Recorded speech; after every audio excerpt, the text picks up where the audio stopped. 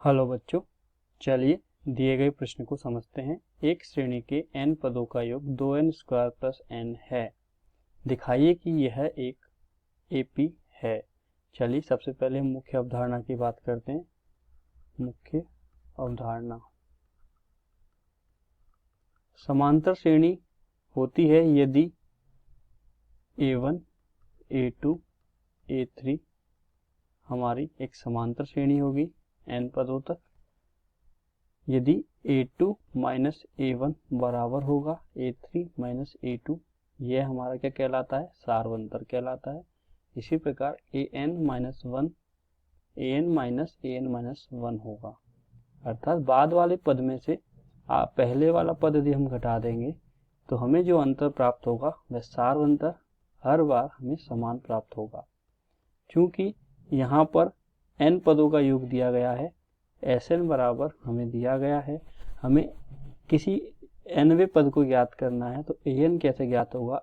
Sn में से Sn minus 1 हम घटा देंगे तो हमें An प्राप्त हो जाएगा। जैसे कि यदि किसी श्रेणी का प्रथम पद A1 है तो एक पदों का योग एक पद के बराबर होगा, दो पदों का योग S2 होगा। हमें A2 का मान निकालना है तो S2 माइनस S1 कर देंगे तो हमें दूसरा पद प्राप्त हो जाएगा। तो चलिए इस प्रकार इस कंसेप्ट को यूज करके हम दी गई श्रेणी को सिद्ध करेंगे कि यह एक समांतर श्रेणी होगी जिसके n पदों का योग 2n² प्लस n है। तो देखिए हमें दिया गया है Sn बराबर दिया गया है 2n² प्लस n बराबर 1 रखेंगे, S1 प्राप्त होगा 2 1 का वर्ग प्लस 1 अर्थात 3। n बराबर 2 रखेंगे, n बराबर 2 रखने पर S2 प्राप्त होगा 2 2 का वर्ग प्लस 2 2 का वर्ग होता है 4 4 गुना 2 8 8 प्लस 2 10। n बराबर 3 रखेंगे तो S3 प्राप्त होगा, S3 होगा आपका 2 3 का वर्ग प्लस 3 3 का वर्ग होता है 9 9 गुना 2 करेंगे 18 18 प्लस 3 करेंगे, हल करने पे आएगा 21।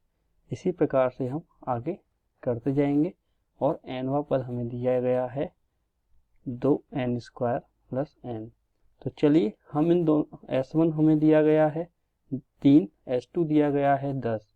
तो आप देखिए S1 ही हमारा A1 होगा प्रथम पद, वो हमें दिया गया है 3। S2 होगा हमारा A1 प्लस A2।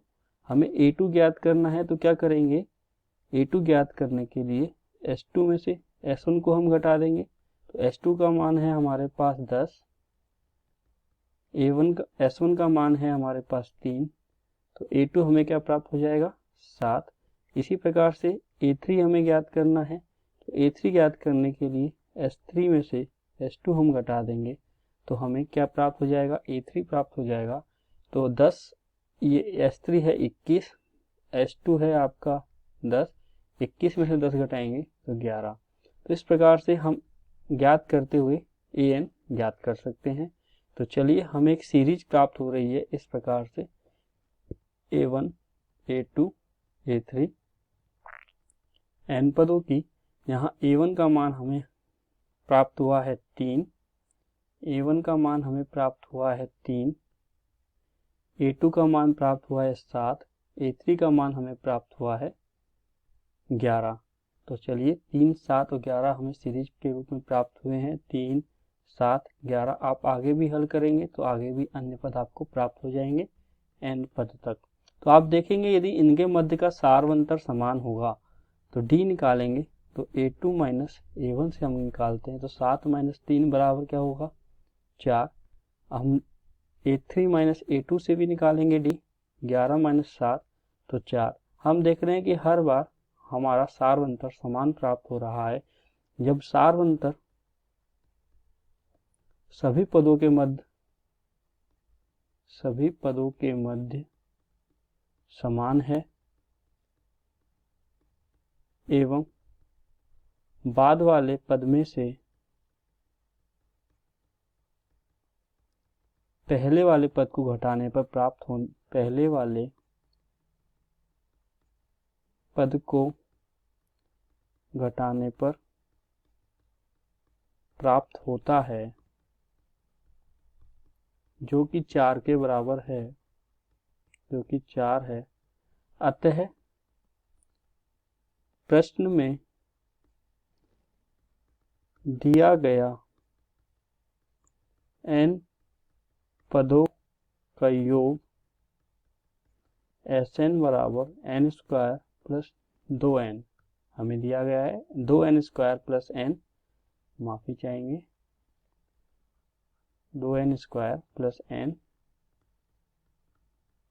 एक समांतर श्रेणी के n पदों का योग है, और श्रेणी है हमारी, समांतर श्रेणी है, AP है 3, 7, 11।